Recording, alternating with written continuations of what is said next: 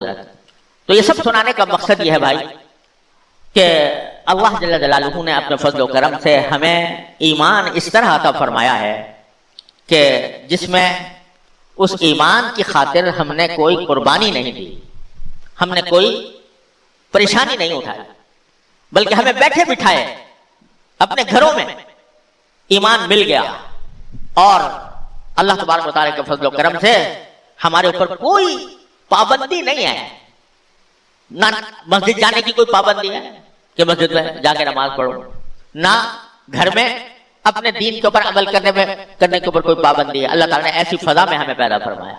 تو پہلے تو سب سے پہلے اللہ تبارک و تعالیٰ کا اس نعمت پر شکر ادا کرنے کا موقع ہے۔ آدمی کو صحت کی نعمت اس وقت پتہ چلتی ہے جب بیماری آتی ہے، جب آدمی کسی بیمار کو دیکھتا ہے، بیماری میں کوئی شخص تڑپ رہا ہے، تب پتہ چلتا ہے کہ اللہ تبارک و تعالیٰ نے مجھے کتنی بڑی نعمت سے نوازا ہے، حکمت سے۔ اسی لیے نبی کریم صلی اللہ علیہ وسلم نے فرمایا کہ 5 چیزوں سے پہلے غنیمت سمجھو، اغتنم خمسا قبل خمس۔ ایک تو حیاتک قبل موتک، وہ 5 چیزیں، اب مجھے ترتیب حدیث کی کیا ہے وہ یاد نہیں، لیکن وہ 5 چیزوں میں سے ایک ہے حیاتک قبل موتک، اپنی زندگی کو اپنی موت سے پہلے غنیمت سمجھو۔ کیا معنی؟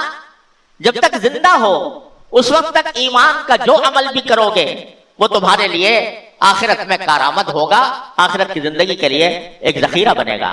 یا ایھا الذین آمنوا اتقوا اللہ ولتنظر ما قدمت لغد، اللہ سے ڈرو اور ہر آدمی یہ دیکھے کہ اس نے کل کے لیے کیا تیاری کر رکھی ہے۔ تو جب تک زندگی ہے اس وقت تک الحمدللہ، جب تک سانس چل رہا ہے تو کیا ہے، جو اعمال کا دروازہ کھلا ہوا ہے اس زندگی کے اندر، تو اب اپنے لیے آخرت کا ذخیرہ بنانے کی خاطر ہر عمل کر سکتے ہو۔ نماز تم پڑھ سکتے ہو، روزہ تم رکھ سکتے ہو، تلاوت تم کر سکتے ہو، ذکر تم کر سکتے ہو، تسبیحات تم کر سکتے ہو۔ توبہ کا دروازہ کھلا ہوا ہے، اگر 1000 لاکھ گناہ بھی کیے ہوئے ہوں تو توبہ کا دروازہ تمہارے لیے کھلا ہوا ہے، مرتے دم تک وہ کھلا رہے گا۔ پتہ نہیں یہ حیات کب موت میں بدل جائے، کب مرنا موت دروازے پر دستک دے اور دنیا سے چلے جاؤ۔ بیٹھے بیٹھے لوگ دنیا سے چلے جاتے ہیں۔ تو رسول کریم صلی اللہ علیہ وسلم فرماتے ہیں کہ اپنی زندگی کو موت سے پہلے غنیمت سمجھو۔ غنیمت سمجھنے کے کیا معنی ہے کہ اس زندگی کو ایسے کاموں میں صرف کرو جو تمہاری مرنے کے بعد کی زندگی کے لیے کارآمد ہو۔ کتنا بڑا اللہ نے وقفہ دے رکھا ہے، کتنا بڑا وقفہ ہے زندگی کا۔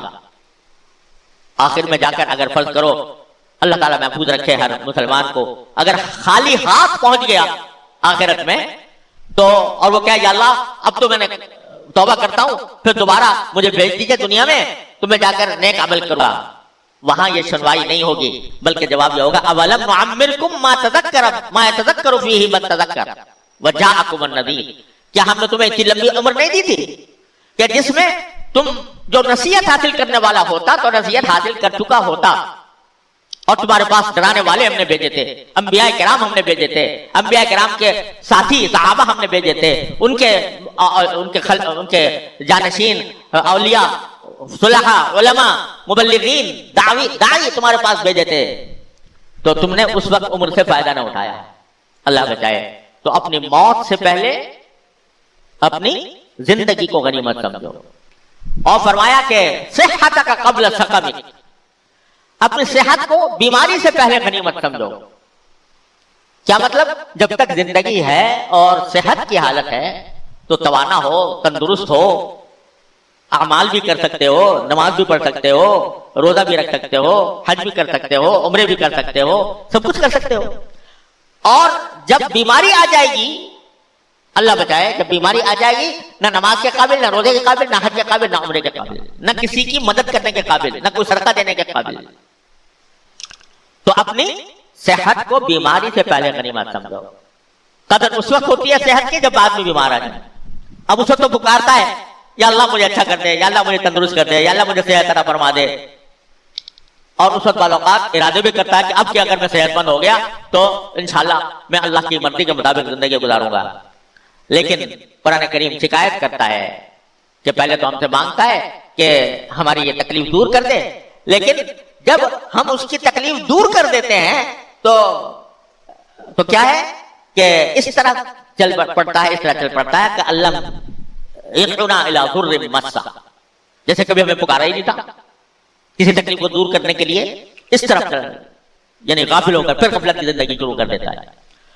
تو اپنی صحت کو اپنی بیماری سے پہلے غنیمت سمجھو، اور فرمایا غنا کا قبل فقر، اور فقر سے پہلے غنا کو غنیمت سمجھو۔ اگر آج تمہیں اللہ تعالیٰ نے مال و دولت دی ہے تو اس مال و دولت کو تم اللہ کے راستے میں خرچ کر سکتے ہو، تم اس کے ذریعے غریبوں کی مدد کر سکتے ہو، تم اس کے ذریعے فقراء کے اوپر تقسیم کر کے اپنے لیے آخرت میں دولتوں کا سامان پیدا کر سکتے ہو۔